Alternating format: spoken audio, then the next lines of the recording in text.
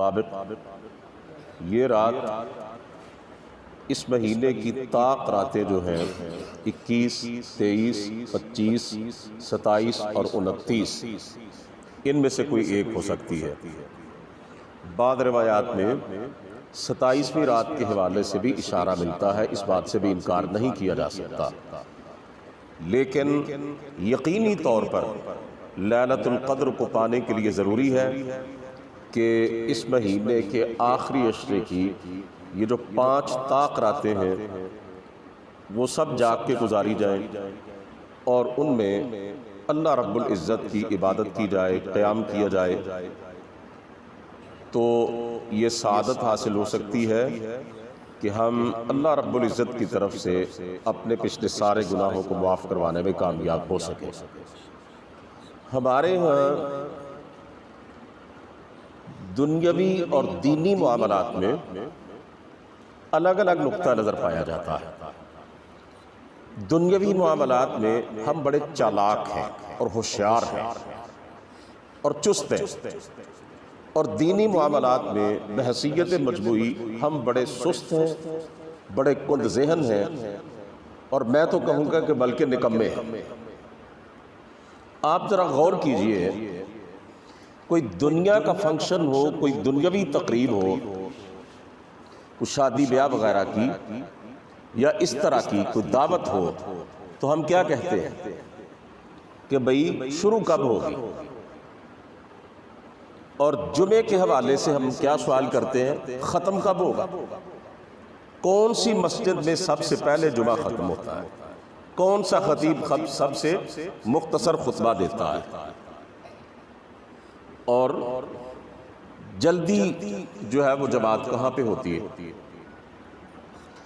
یہی رویہ ہمارا رمضان المبارک کے بارے میں، کہ جو اس مہینے کے دن گزرتے ہیں، راتیں گزرتی ہیں، تو اس کے سلسلے میں جو ہمارا ذوق شوق ہے وہ کم ہوتا چلا جاتا ہے، حالانکہ بڑھنا چاہیے۔ اتنے قیمتی وقت کی قدر کرنی چاہیے، اور جو اس کے ایام گزرتے جائیں تو ہمارے اندر جذبہ بیدار ہونا چاہیے کہ اتنی قیمتی ساعات جو ہے وہ گزرتی چلی جا رہی ہیں، تو ہم نے اس مہینے سے تو ابھی کچھ حاصل ہی نہیں کیا ہے، لیکن یہاں پہ معاملہ الٹ ہے۔ اسی ہماری مسجد کے اندر جو اس مہینے کی پہلی مغرب کی نماز تھی نا، مجھے بھی یہاں پہ جگہ نہیں مل رہی تھی، اور آج آپ دیکھ لیں کیا صورتحال ہے۔ بلکہ اگلے ہی دن اسی طرح فجر کی نماز کا آپ ابتدائی 2-3 دن کا اور آج کا تقابل کر لیں، نماز تراویح ادا کرنا تو دور کی بات ہے، اس مہینے کے 2-3 دن کے بعد مسجدوں کے اندر وہی نمازی رہ جاتے ہیں، الا ماشاءاللہ جو مستقل پکے نمازی ہوتے ہیں۔ کیوں جی؟ ایسا ہی ہے نا۔ اب آئیے سرکار دو عالم صلی اللہ علیہ وسلم، ان کے بارے میں ہم یہ دیکھیں کہ ہمارے پیارے نبی نے ہمارے لیے کیا نمونہ چھوڑا ہے۔ اس مہینے کا جب آخری عشرہ شروع ہوتا تھا، اس کی طاق راتوں کا آغاز ہوتا تھا، حدیث پاک میں آتا ہے کہ آپ صلی اللہ علیہ وسلم خود بھی جاگتے اور اپنے گھر والوں کو بھی جگاتے، اور حدیث پاک کے الفاظ ہے کہ آپ کمر کس لیتے، کمر بستہ ہو جاتے، پوری طرح تیار ہو جاتے، اور آپ راتوں کو جاگ جاگ کر اللہ کی عبادت کرتے۔ وہ نبی کہ رمضان المبارک کے علاوہ بھی جو اللہ کی بارگاہ میں راتوں کو اتنا کھڑا ہوتے کہ آپ کی پنڈلیوں میں ورم آ جاتا، اور آپ سے پوچھا گیا کہ آپ تو بخشے بخشائے ہیں، آپ اتنی مشقت کیوں کرتے ہیں؟ تو آپ فرماتے تھے افلا اکون عبدا شکورا، کہ کیا میں اپنے رب کا شکر گزار بندہ نہ بنوں؟ میرے رب نے اپنے فضل و کرم میں کوئی کمی آنے دی ہے کہ میں اس کے شکر میں کمی آنے دوں؟ جو پیغمبر عام راتوں میں اتنا جاگتے، اتنی عبادت کرتے، وہ رمضان المبارک میں اور اس کی طاق راتوں میں کتنی عبادت کرتے ہوں گے کہ حدیث پاک ہے یہ الفاظ کہ خود بھی جاگتے اور اپنے گھر والوں کو بھی جگاتے۔ یہاں ہمارے ہاں یہ رویہ ہے کہ جو بہت کھاتے پیتے لوگ ہیں نا جی، بڑے بڑے امیر لوگ جو ہیں، وہ اس مہینے کی آخری راتوں کے اندر شاپنگ میں سارا وقت برباد کر دیتے ہیں، مختلف برانڈز کے کپڑے جو ہیں وہ اپنے لیے اور اپنے بچوں کے لیے خریدتے ہیں، کبھی کسی ریسٹورنٹ میں کبھی کسی ریسٹورنٹ میں جاتے ہیں۔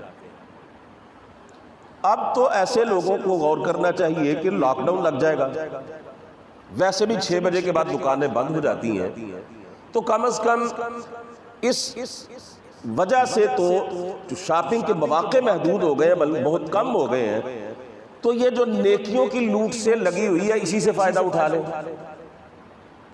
یہ جو ہمارا عام طبقہ ہے نا جی، جس سے میں اور آپ تعلق رکھتے ہیں، یہ تو جوٹے موٹے کپڑوں میں گزارا کر لیتے ہیں، سستے جوتے اور کپڑے پہن لیتے ہیں۔ یہ جو ہمارے ملک کی جینٹری ہے نا جی، بڑے امیر لوگ، یہ سال میں انتظار کرتے ہیں کہ کب سیل لگے، جو بڑے بڑے مہنگے برانڈز ہیں نا، ان کے کپڑے، ان کے جوتے، ان کی جرسیاں، ان کے کوٹ شوٹ وغیرہ خریدنے کے لیے انتظار کرتے ہیں کہ جو 10-10 ہزار روپے کا کوٹ ہے یا ایک سویٹر یا پینٹ ہے، وہ سیل کے اندر کوئی 3-4 ہزار کی مل جاتی ہے۔ ایک سچا مومن جو ہے وہ سارا سال رمضان المبارک کی صورت میں اس مالک کی طرف سے لوٹ سیل کا انتظار کرتا ہے، اللہ کی قسم، کہ میری زندگی میں وہ مہینہ آئے اور میں نیکیوں کی یہ جو سیل لگی ہے اس سے فائدہ اٹھاؤں۔ پہلی امتوں کی عمریں ہوتی تھی لمبی، کئی سو سال کی عمریں بعض امتوں کی ہوئی۔ امت محمدیہ علی صاحب الصلاۃ والتسلیم کی عمریں بہت تھوڑی ہے، بین 60 و 70، عموماً 60-70 سال کے درمیان، لیکن اللہ تعالیٰ نے اپنے حبیب کی امت میں کتنا فضل و کرم فرمایا کہ ہر سال رمضان میں ایک رات کی عبادت کا ثواب 83 سال کی عبادت سے بھی زیادہ دے دیا۔ یہ پہلی امت کے لیے قاعدہ کلیہ نہیں تھا۔ صحابہ کرام نے یہ پریشانی ظاہر کی تھی کہ اللہ کے رسول، پہلی امتوں کی عمریں اتنی لمبی، حضرت نوح علیہ السلام 950 سال تک اللہ کے دین کی دعوت دیتے رہے، اتنی لمبی عمریں، تو عرض کیا اللہ کے رسول وہ تو نیکیوں میں ہم سے بہت آگے بڑھ جائے گی قیامت کے دن۔ اللہ تعالیٰ نے دیکھے کیسا پیکج دے دیا ہے، زبردست پیکج۔ سیدہ عائشہ رضی اللہ تعالیٰ عنہ نے رسول مقبول صلی اللہ علیہ وسلم سے بڑا پیارا سوال کیا تھا کہ اے اللہ کے رسول، اگر میں اس رات کو پاؤں تو کیا پڑھوں، دعا کیا کروں، اللہ سے کیا مانگوں؟ تو آپ صلی اللہ علیہ وسلم نے فرمایا، عائشہ تم یہ مانگنا، یہ دعا کرنا، اللہم انک عفو تحب العفو فاعف عنی۔ یقیناً آپ سب کو یہ دعا یاد ہوگی، جن کو نہیں یاد وہ میرے بھائی ضرور یاد کریں۔ چند ایک الفاظ ہیں، اللہم انک عفو تحب العفو فاعف عنی۔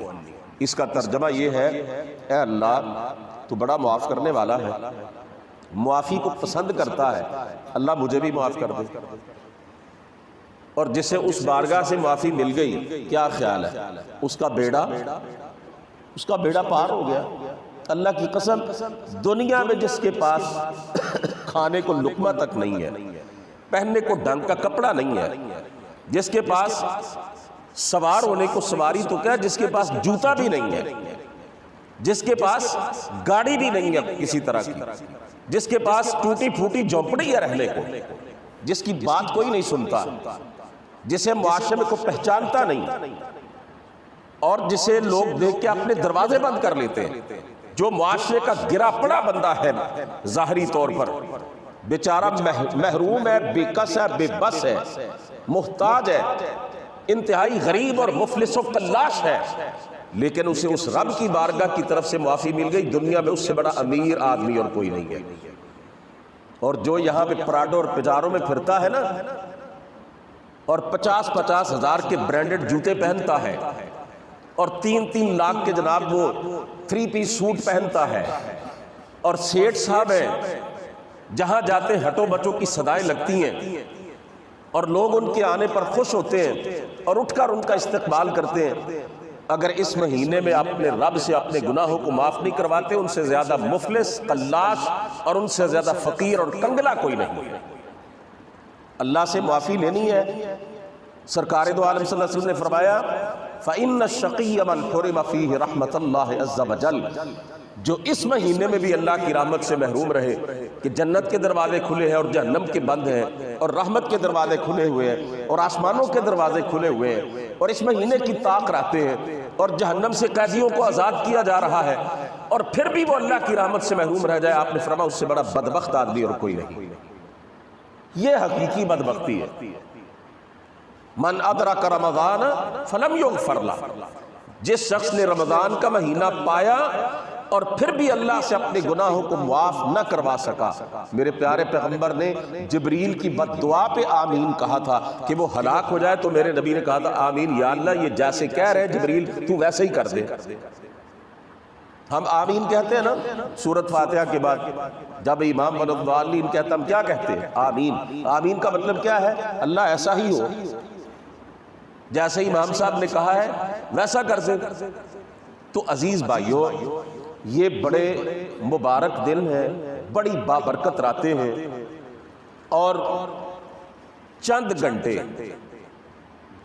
آج کل اکثر لوگ جو ہیں راتوں کو دیر تک جاگتے ہیں، تو اگر یہ جاگنا اللہ کے لیے لگ جائے اور یہ 4-5 گھنٹے اس مالک کے لیے وقف ہو جائیں، اس کے سامنے کھڑے ہو کر اس کی بارگاہ میں نوافل پڑھیں، جتنی صورتیں یاد ہیں وہ پڑھیں، جن کو کم یاد ہیں وہ بار بار وہی پڑھتے رہیں، لمبے نوافل پڑھیں، اللہ سے دعائیں کریں، مناجات کریں، رب سے بخشش مانگیں، توبہ کریں، مالک کی رحمت جوش میں آ جائے اور دنیا اور آخرت سنور جائے، اور جو بھی نعمتیں مانگیں گے اس مالک کی بارگاہ میں کوئی کمی ہے؟ دنیاوی نعمتیں مانگے، اپنی احتیاجات، اپنی ضروریات اس کی بارگاہ میں پیش کریں، جو کمی ہے وہ اس رب کے سامنے رکھے۔ اللہ دنیا اور آخرت کے خزانوں سے نوازنے والا ہے، اس کے خزانے بے بہا ہیں، بیش بہا ہے، ہم اندازہ نہیں کر سکتے۔ تو میں درد دل کے ساتھ آپ کی خدمت میں یہ درخواست کرنا چاہتا ہوں، آج 21ویں رات ہے، اس مہینے کی پہلی طاق رات ہے۔ انشاءاللہ العزیز اس مہینے کی راتوں کو روشن کرنا ہے، بیدار رہنا ہے، جاگنا ہے، اللہ کو راضی کرنا ہے، رب کو منانا ہے۔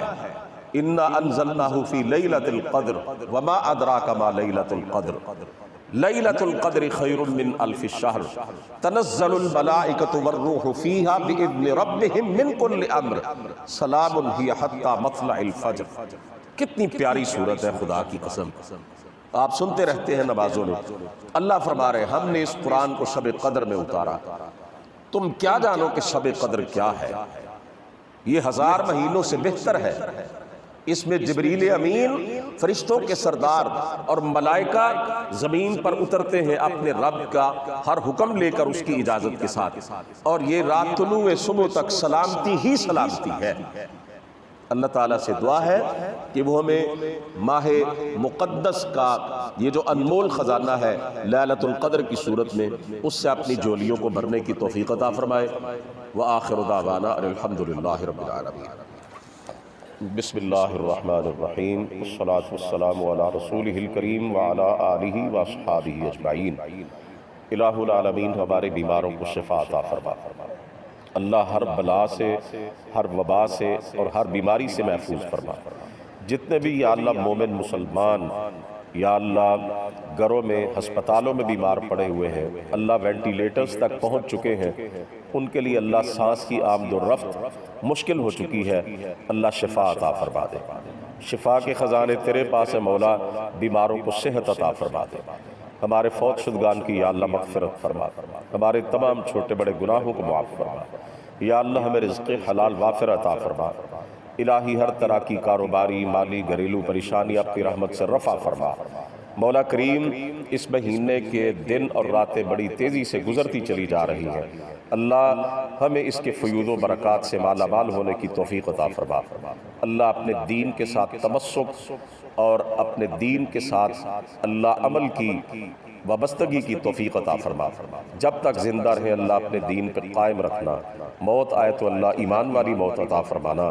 ربنا افرغ علینا صبرا وتوفنا مسلمین، وصلی اللہ تعالی علی النبی الامین وعلی آلہ واصحابہ اجمعین برحمتک یا ارحم الراحمین۔